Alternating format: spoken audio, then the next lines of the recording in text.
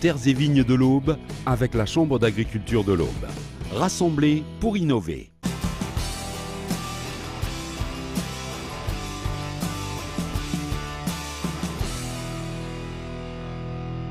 Le chef de cave Michel Parizeau prépare l'assemblage de champagne qui seront commercialisés entre 15 mois et 10 ans après les vendanges.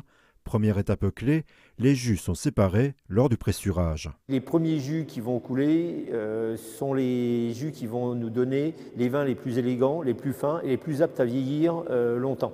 Les derniers jus pressés, un peu moins acides et qui vont avoir moins de potentiel à vieillir. Œnologue depuis 30 ans, entre décembre et mars, il analyse chacune des centaines de cuves et de fûts afin d'isoler les vins selon leurs spécificités. Cette analyse se base en partie sur des mesures physico-chimiques, degré d'alcool, sucre ou acidité. L'acidité va donner une sensation de fraîcheur généralement en bouche. On a eu des années de vendange qui étaient très peu acides. On a quelque chose qui est très rond mais qui parfois peut paraître un petit peu pesant. On va essayer de compenser peut-être avec des vins de réserve qui sont eux beaucoup plus sur la fraîcheur, sur l'acidité. La dégustation des vins clairs complète la préparation des fiches d'assemblage. De son vrai nom, analyse organoleptique, l'objectif vise à recréer, tel un parfumeur, l'ensemble de la gamme de champagne, malgré des récoltes différentes.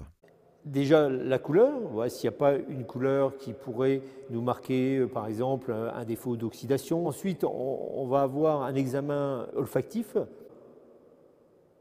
Et là déjà, on va avoir des indications sur le côté plutôt fruité, plutôt floral, plutôt minéral. J'écris les commentaires pour chacune des cuves ou chacun des fûts et qui va me servir après pour les assemblages. Et puis ensuite, on va le mettre en bouche.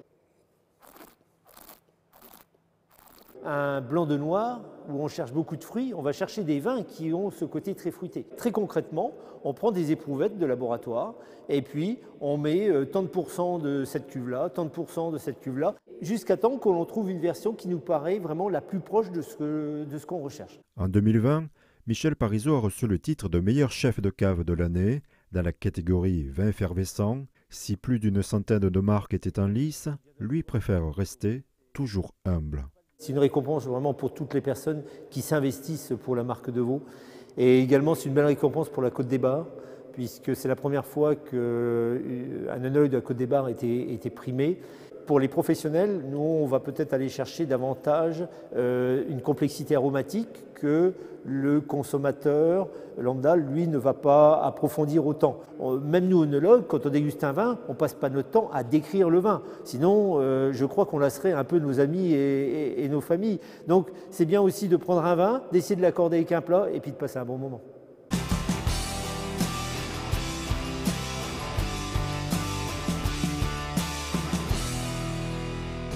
Terres et vignes de l'Aube avec la Chambre d'agriculture de l'Aube. Rassemblés pour innover.